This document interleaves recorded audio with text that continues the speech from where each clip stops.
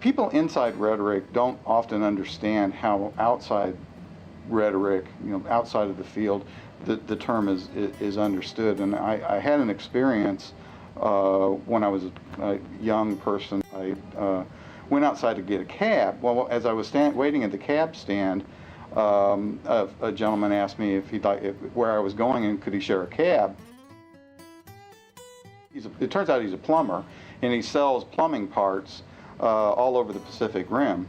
And then he asked me what was I doing, and and I'm like, oh, I'm here for a rhetoric conference. And he's like, rhetoric? I thought that was excuse my French, the art of bullshit. Rhetoric. As witnessed in Dr. Howard's experience with the plumber, rhetoric is often misunderstood as trickery or wordy ornamentation. One time when I went to the University of Texas at Austin, after I gave my talk, which was on rhetoric, they gave me this coffee mug, and it said, rhetoric, no longer just for liars.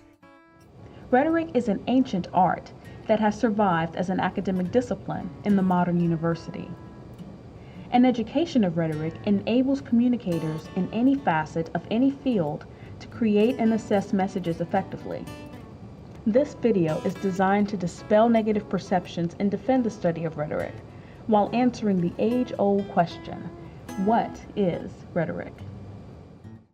Most people misunderstand what rhetoric is, and that's why they're skeptical of it. It's about how we persuade each other or how we make arguments, and thinking about not just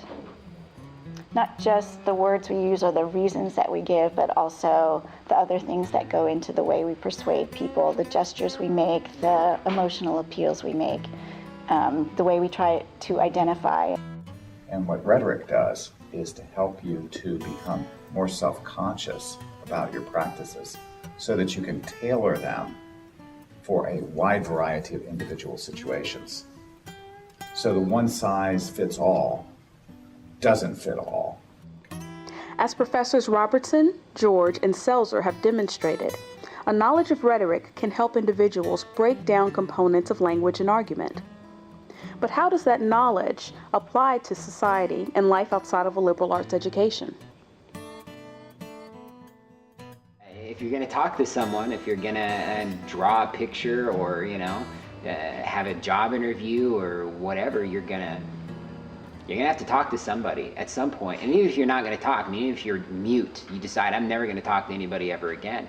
That in and of itself is a rhetorical choice. That's a choice that you're making. If you don't have the ability to speak, you've been forced into muteness, you're still going to communicate. You still need to know what your options are. As communication methods evolve to fit new media, university students are challenged to communicate effectively in the fast-paced global village. An education of rhetoric enhances communication and presentation skills for students in the university and benefits them in their personal lives and as they prepare to enter the workforce.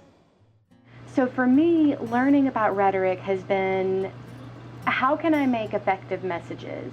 I'm coming from a public relations background and am currently working with two of the largest healthcare providers in the state to try to implement social media and online community practices into how they communicate with their external publics. So it's balancing out what kind of a message do we want to create and what are the best tools that we can use to devise that message. So you're always being aware of what your audience, who your audience is, what their needs are, and how you can address those needs in a way that preserves your image and also reaches them effectively to create the desired result. For everyday communication, we use rhetoric in that we choose what to say and how to say it for the purpose of getting someone to either understand us, to believe us, or to agree with us. So in some way, rhetoric happens in every communication aspect of our life. There's a dream of rhetoricians to synthesize the university. Part of that dream is inspired by the fact that it was, at least in Rome, it was the foundational course. You would study grammar, which included poetry and music and geometry and astronomy. And then you would take rhetoric, which was your entrance into public life. While rhetoric began as a central component of education, it fell out of favor as the public began to suppose that the process of communication was an unnecessary field of study. Today, scholars in rhetoric must constantly address an outdated understanding of communication, language, and culture. But I think rhetoric is like, it's also not just about being, it's about resistance to that dominant paradigm.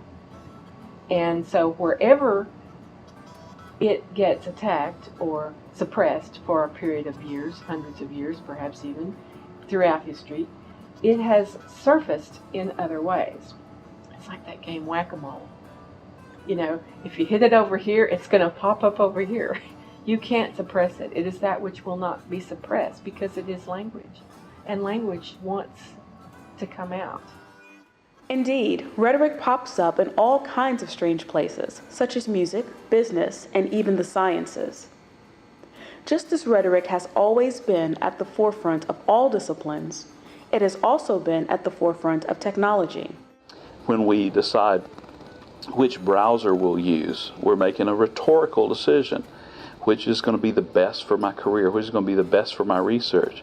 When we design digital photography, when we take digital photography, we make decisions of how I will crop the picture, what lighting I will use, how I will use.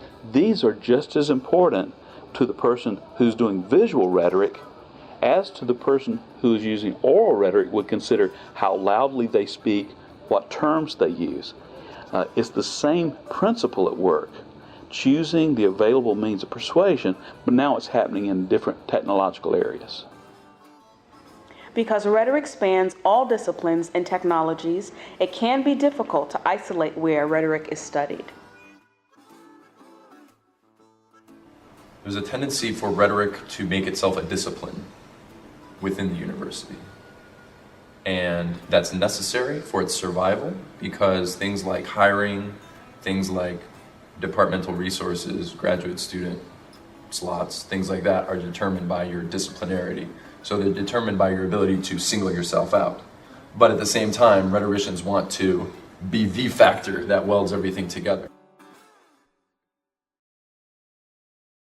Rhetoric has been used and misused constantly over the course of history, to the extent that today it is misunderstood by most people. The misconceptions that many people harbor are somewhat ironic, because rhetoric is in fact used by everyone, in almost every situation, from the mundane to the vital.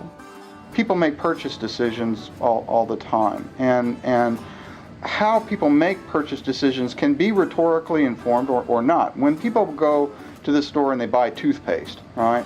You're walking down the aisle, there's all these different kinds of toothpaste, making claims for your attention there, and people don't, go through and examine each, usually, unless they're dentists maybe, but they just go and they grab the one that they're used to. If you compare that to the way people buy a car, right, usually your decision about buying a car or deciding about, what university you want to attend, you come up with a set of criteria, and you rank order the criteria, right? It's more important, cost is more important than fuel economy, say, or and you have a very systematic way of making that decision. That's epistemic rhetoric. This is Kate, and this is Julie. Kate and Julie are best friends and are going to the same university in the fall. Julie researched a lot of schools and chose the one that best fit her interests. Kate didn't research. Her selection was based on the fact that Julie and most of her other friends are going there. Julie made an informed decision. Kate did not. Both students have formed knowledge about a common aspect of their lives, but they've done it using different methods. There's a lot of people who are very highly educated and they're very good technicians, and they don't question the lives that they live at all because they don't have the capacity to do that. Rhetoric, among other things, is epistemic. That is, it creates realities. It's not going to create that wall over there, but it's going to create your perception of that wall, your understanding of what that wall means to you, your understanding that the wall actually is there. Okay, so when I say it creates reality, what I mean is not that it creates some physical world, but it creates our understanding of the physical world and our place in the physical world. The one-sentence definition of epistemic rhetoric that I like to use is that rhetoric is a means of adjudicating between competing knowledge claims. So to say, for instance, that rhetoric is epistemic is to say that rhetoric is a way of knowing. Facts aren't solid, monolithic, unchanging things. They are the results of processes. And rhetoric is one of the processes that we use to create facts, to construct facts. Facts are constructed. Knowledge is constructed. Knowledge is not a thing. It's a process. It's something that happens, something that you do. It's not something that is forever and all time. A fact is raw data plus interpretation. Facts do not speak. They don't come out and say, "Hi, I'm a fact," and they're also not totally objective. After her first semester, Kate discovers that the university she's attending doesn't have the specific program she wants to major in and needs to transfer to a different college. Both Kate and Julie used rhetoric to make their choices.